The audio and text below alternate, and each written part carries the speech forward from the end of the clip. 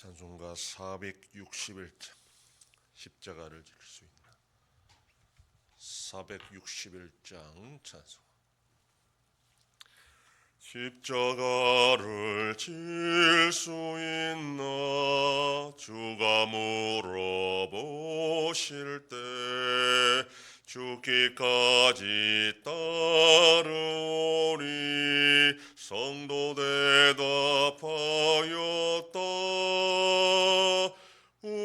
우리의 심령 주의 것이니 주님의 영상 만드소서. 주 인도 따라 살아갈 동안 사랑과 충성 늘 바치오리다. 너는 기억하고 있나 구원받은 강도를 그가 회개하였을 때 낙원 허락받았다. 우리의 심령 주의 것이니 주님의 영상 만드소서.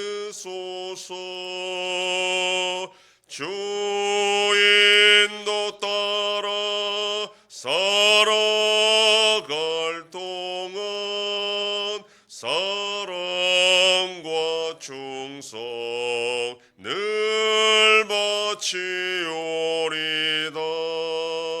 걱정 근심 어두운 그늘 너를 둘러 덮을 때 주께 내 영 맡기겠나. 최후 승리 믿으며 우리의 심령 주의 것이니 주님의 영상 만드소서. 주 인도 따라 살아갈 동안 사랑과 충성 늘 바치오리다. 이런 일 다 할 수 있나 주가 물어보실 때 용감한 자 바울처럼 선뜻 대답하리라.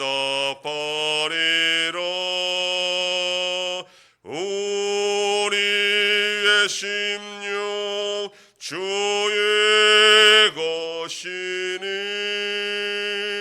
주님의 영상 만드소서. 주 인도 따라 살아갈 동안 사랑과 충성 늘 바치오리다.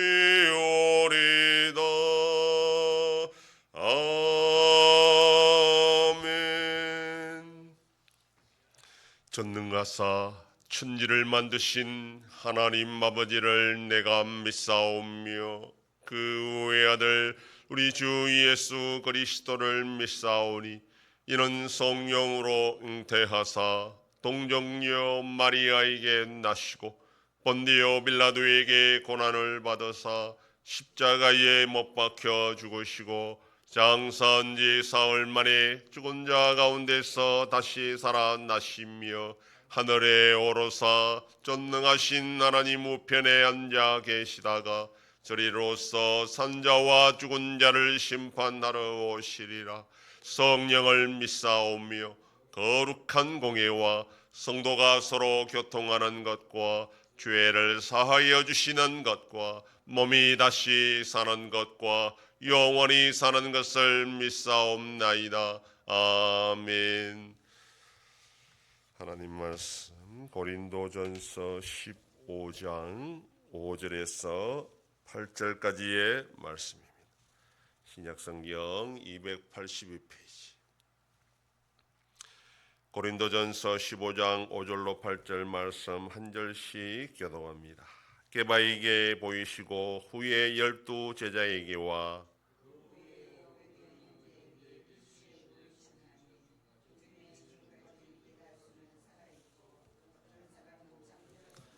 그 위에 야고보에게 보이셨으며 그 위에 모든 사도에게와 맨 나중에 만삭되지 못하여 난 자 같은 내게도 보이셨느니라. 아멘. 본문에서 바울은 예수 그리스도의 부활에 대하여 수많은 증인들이 있다라는 것을 열거합니다. 제일 먼저 부활하신 예수님께서 베드로에게 나타나셨다, 만나주셨다 이렇게 말합니다. 복음서에서는 부활하신 예수님께서 베드로만 따로 만났다 하는 내용에 대해서 직접 표현하지 않고 엠마오로 내려가는 제자들의 말을 통해서 간접적으로 전해집니다. 누가복음 24장 33절 34절에 곧 그때로 일어나 예루살렘에 돌아가 보니 11 제자 및 그들과 함께한 자들이 모여 있어 말하기를 주께서 과연 살아나시고 시몬에게 보이셨다 하는지라 하는 이 내용을 통해서 예수님이 따로 베드로만 만나 주셨다라는 사실을 확인할 수 있습니다. 복음서에서는 부활하신 예수님께서 무덤에 찾아온 막달라 마리아를 포함한 여성들에게 제일 먼저 나타났다고 다 공통적으로 증거하고 있습니다. 그 후에 엠마오로 내려갔던 제자들에게 나타나신 후에 나머지 11 제자들에게 나타난 것으로 증거하고 있습니다. 그런데 바울은 가장 먼저 베드로를 부활하신 예수님을 만난 자로 지금 소개하고 있습니다. 여성들을 제외하고 베드로를 앞세웠던 것은 다분히 정치적인 의도가 있다 하는 이런 해석도 있지만 베드로가 당시 초대교회 지도자의 자리에 있었고 가장 공신력이 있는 제자였기 때문에 대표성을 가지고 먼저 거론했을 것으로 그렇게 보통 이해하고 있습니다. 12 제자에게 보이셨다 하는 이 말도 사실은 정확하지 않습니다. 예수님께서 부활하시고 승천하시기 전에 12 제자 중에 가룟 유다는 이미 죽고 없는 상태고 마띠아는 아직 선출되지 않았기 때문입니다. 그러나 당시에 예수님의 가장 최측근의 제자들을 12 제자로 부르는 것이 일반적이었고 마띠아가를 추가한 것도 바로 이 12 제자를 완성하기 위한 것이었기 때문에 바울은 통상적으로 그렇게 예수님의 가장 가까운 제자를 12 제자로 이해하고 그렇게 말했던 것으로 우리가 설명할 수 있습니다. 그리고 엄밀히 따지면 마띠아 역시 부활의 증인으로 함께 있었다라는 것을 우리가 알 수 있습니다. 6절의 증인들은 복음서에 어디에도 나오지 않는 자들입니다. 500여 형제들에게 일시에 보이셨다는 것은 대단히 중요한 사건이지만 복음서 어디에도 기록되지 못하고 구전으로 내려오다가 바울이 지금 밝히고 있는 사실입니다. 바울이 편지를 기록할 때는 부활 사건이 있은 후 20년에서 30년이 지난 시점입니다. 그 시간이라면 부활하신 예수님께서 500여 형제에게 보이셨다는 이 사건도 충분히 다 그 당시에 알려졌던 사건이고 바울도 듣고 알았을 수 있는 그런 사건입니다. 그래서 그는 대다수의 사람들이 살아있다 이렇게 지금 표현을 했던 것입니다.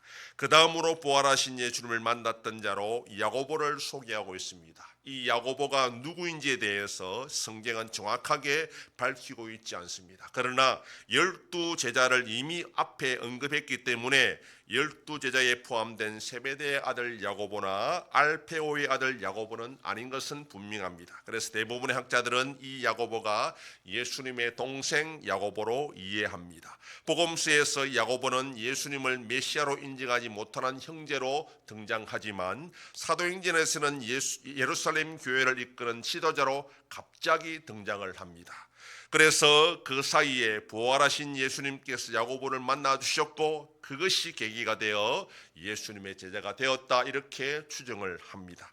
8절에서 그 후에 모든 사도들에게 보이셨다라고 했는데, 이때의 사도는 12제자 외에 예수님의 또 다른 그 다음 무리에 속하는 제자들을 가리킬 때 사용하는 일반적인 표현들입니다. 모든 사도라 했으므로 12제자도 포함되고 500여 형제도 포함될 수 있는 그런 표현입니다. 아마도 예수 그리스도의 부활에 대한 증인이 많다라는 것을 강조하기 위한 표현일 것입니다. 그리고 맨 마지막으로 바울 자신을 만삭되지 못한 자로 소개하면서 자신도 부활의 증인이라 그렇게 소개합니다.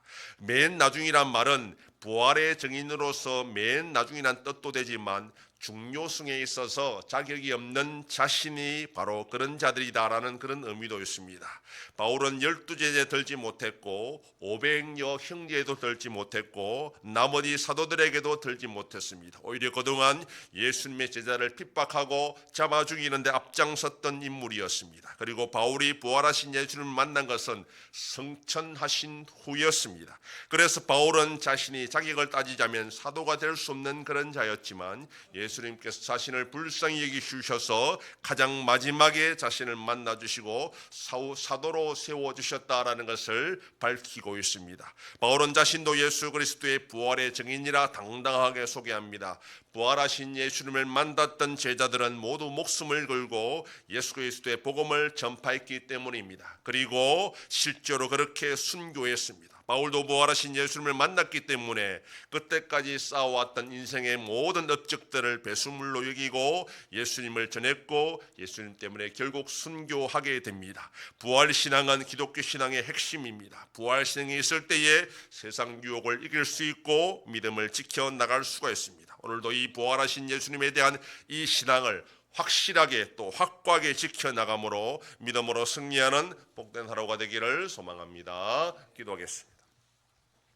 하나님 아버지 감사합니다. 지난밤도 지켜주시고 또 이 새벽을 깨우며 주님 앞에 나와 기도하고 오늘날로도 살아가게 하시니 감사합니다. 부활에 대한 많은 증인이 있고 그 증인의 말들을 통해서 예수님이 분명히 살아 계시고 승천하셨다는 것을 믿고 순종하는 자들에게 복이 있다 하였사오니 오늘도 이 부활 신앙을 끝까지 믿고 순종함으로 하나님이 주신 은혜로 충만한 복된 삶이 되게 하여 주시옵소서. 아버지 하나님이 나라 대한민국과 함께 하시고 은혜와 공율로 올바로 나아갈 수 있도록 지켜주시옵소서. 전쟁 속에 있는 나라들도 불쌍히 여겨주시고 속히 평화를 허락하여 주시옵소서. 우리 yan성교회가 주님의 교회로 세워져서 주님 앞에 영광 돌리는 교회가 되게 하여 주시옵소서. 성도의 가정과 생업에 복을 주셔서 감사가 넘치는 가정이 되게 하여 주시옵소서. 자녀들의 삶 가운데도 함께 해주시고 어린 생명들을 지켜주시옵소서.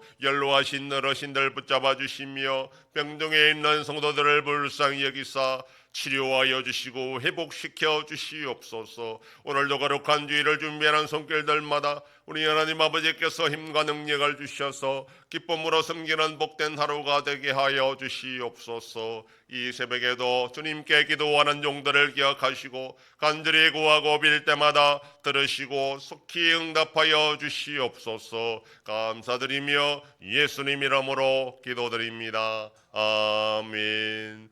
하늘에 계신 우리 아버지여, 이름이 거룩히 여김을 받으시오며 나라의 임하옵시며 뜻이 하늘에서 이룬 것 같이 땅에서도 이루어지이다.